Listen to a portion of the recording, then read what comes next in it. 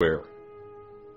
Dad's first grandchild, Scott, was born to Steve and Joan on December 11th, 1972. It was cause for great joy in the family. This chapter will be closed out with each of the 5 grandchildren mentioned in birth order. Each of these images will be baby shots, but not all will be infant images like this one with Scott and with Mother. It was taken on the balcony of the folks' condo in Palm Beach sometime early in 1973. It was about this time that Dad told both Steve and me that his plan for visiting us up north would be 3 to 4 trips per year. In addition, he would pay for one trip to bring our families down to Florida. He did this for many years until he got too old to travel. It was fairly easy for Mom and Dad to come north, as Steve lived in Maryland and I lived in Massachusetts. For a number of years later on, when Steve moved out to California, it made the logistics a bit more of a problem. Elaine was pregnant with Robin at the same time. Sure enough, 1 week later, she was born. Almost as soon as she was born, Mom and Dad traveled to Wickford, Rhode Island, where I was living. I had bought a house on the water, such as to be near my sailboat, Tangaroa.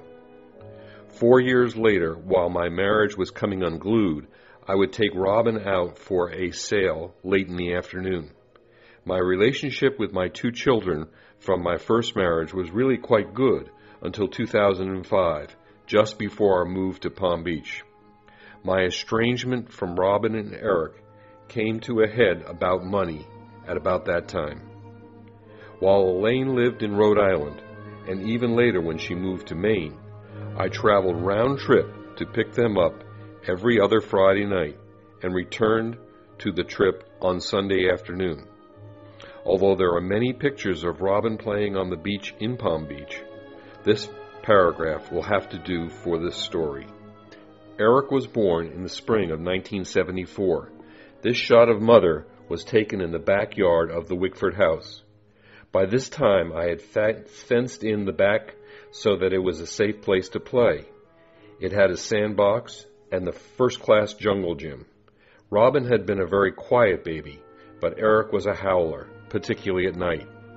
It was no surprise that he became a night owl later in life.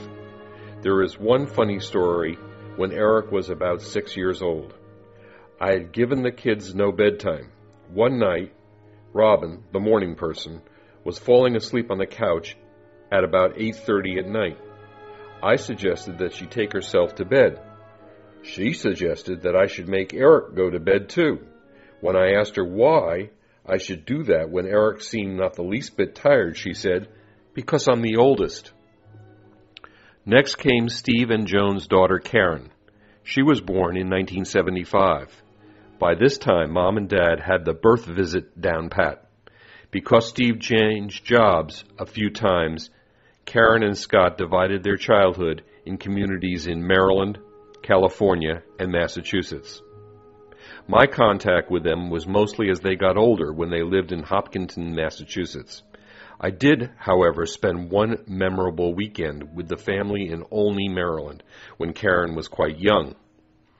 As I said, Mom and Dad had this trip scheduled such that Dad's record of the grandchildren growing up is really quite good. I have always regretted that Dad did not write this story, as it would have been much richer. Having said that, if one of my children were to write a similar tome about me after my demise, they may have the same complaint. Dad's slide collection has more insights into his mind than first comes to mind. The slides were originally in a custom-made chest, then in air-quipped cassettes, and finally in Kodak carousels. He called his collection of slides featuring Steve and me dividends. The grandchildren he labeled extra dividends.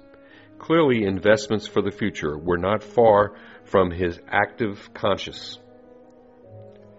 With this mindset, Dad started a college fund for each of the grandchildren, with stocks given to each child starting at birth. That fund partly paid the bill for Robin, Eric, Scott, and Karen, and totally paid Rachel's. Due to my remarriage, Rachel came along at the end of the decade, in 1980, as the proper definition of the decade, the 1970s, begins on January 1st, 1971, and ends on New Year's Eve, 1980. I use this picture taken by Sears of Rachel at age 2 often.